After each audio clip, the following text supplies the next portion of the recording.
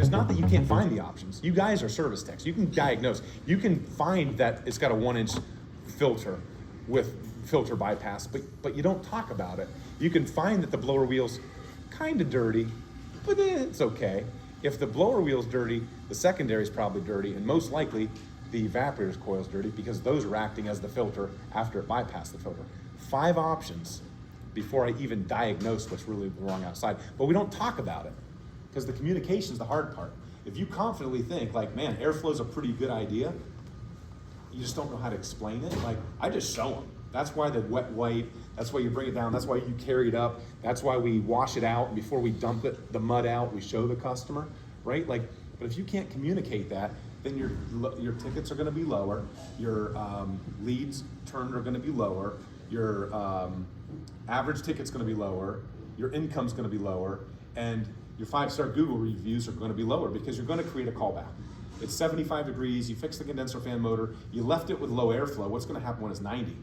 When it's running 24 hours a day? Sure, the AC's running, but you didn't check the airflow, right? Or maybe you check the airflow, you just don't know how to communicate it. That's the thing.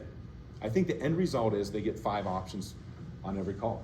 Does that make sense? There'll be a benchmark of about, Steven said it earlier too, there are about 15 different things that we're looking for, or that just to help coach you that like, throughout that process, we feel like should be at least brought up or said in some form of a way, so you can help gauge yourself. Obviously, you guys are already looking at sales pros it is now, right? But that's going to go for the sales side, that's going to go for the service side as well. So if any of those, like you guys feel like you really want to have something in there to make yourself better, let us know.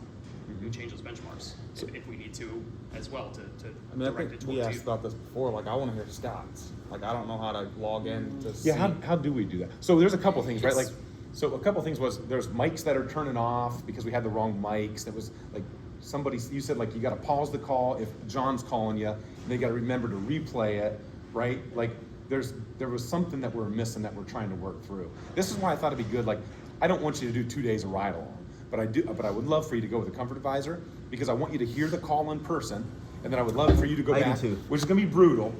Now you guys have to go back and listen to 3 hours of one call, nonstop, probably in a room of like, boy, oh boy, like holy cow, like 3 hours of a service call or a sales call. But is it the same experience on the microphone as what you got with Jerry or whoever you choose, right? Like, well, the same with the service tech. Like, we're all for it. Both Nathan and I will get in a technician uniform and we'll do it. Yeah, absolutely.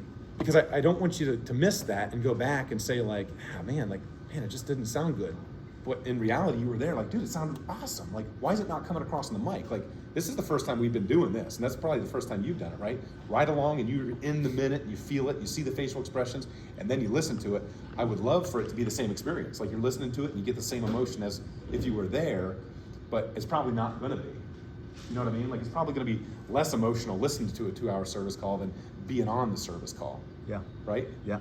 And and maybe it's not 2 hours of listening, maybe it's 40 minutes of listening. It summarizes a lot. Yeah, however. To a certain point. Yeah, we can go to specific parts of the call. And then how does that translate into AI? Like, you're gonna lean on AI. I think when you're on a service call with one of these guys, you're gonna be, oh boy, there's a key point. Oh boy, there's a key point. I told you airflow is a huge one for me. Like, if we don't mention airflow on every single call, like, you're not setting yourself up for success or the customer up for success.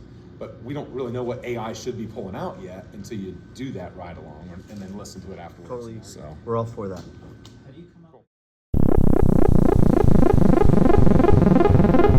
up?